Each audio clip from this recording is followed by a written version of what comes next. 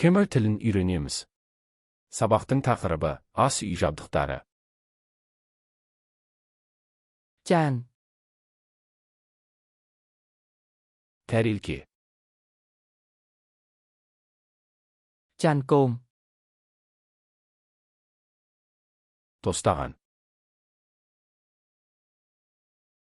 pên, кесе, keo miền đầy, сапты аяқ, keo, стақан,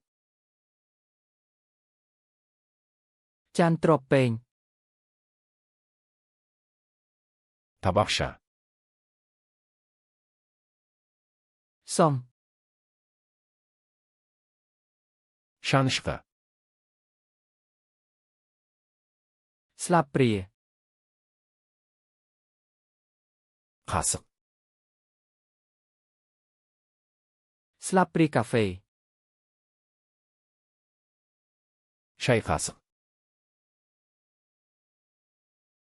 slapri bài, ас қасық,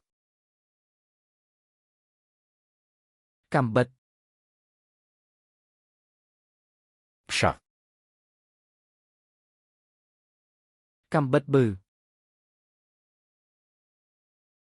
май пышағы, chồng таяқшалар, cần xanh chụp mọt, майлық, cầm ráo trộp chan, тәрелке төсемі, cầm ráo tổ, дастархан, chnang, қазан, kte, таба, kte chiên, қуыру табасы, chnang tôi, кәстрүл, cùng rộp, қақпақ, cầm xêu, су қайнатқыш, bàn tè, шәйнек, keo tật thồm, құман, tha, науа, chan cơm sầm rạp đạm hộp, ұсынатын тостаған, slapri sầm rạp đu, ұсынатын қасық, chron, кесу тақтайы, opco bò sầm bò, қабық аршығыш, opco co, үпкіш, продап vi pong, бұлғауыш, продап cô, қалақша, vết sầm mờ, ожау,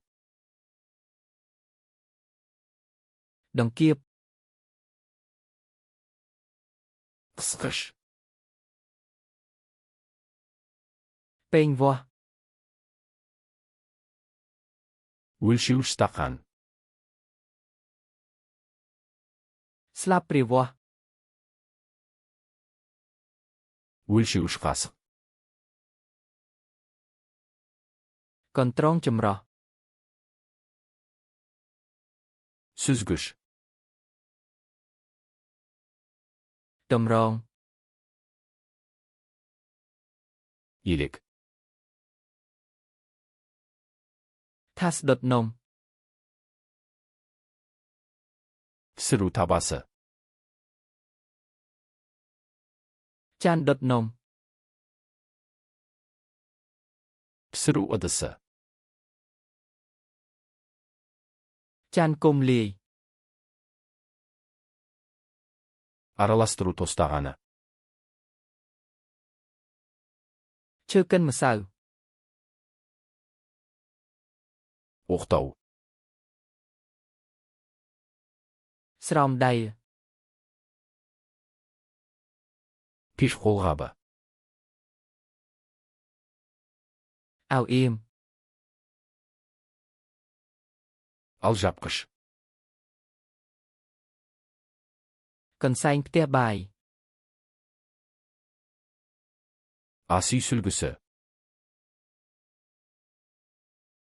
ដបរយអំបិល тұз сауыт. ដបរយម្រេច бұрыш сауыт. ក្រឡ банка. ប្រដាប់បើកកំប៉ុង консерва ашқыш. ប្រដាប់បើកដប бөтелке ашқыш.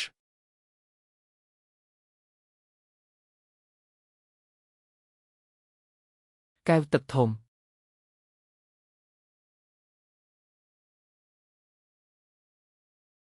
កាំបិតប៊ឺ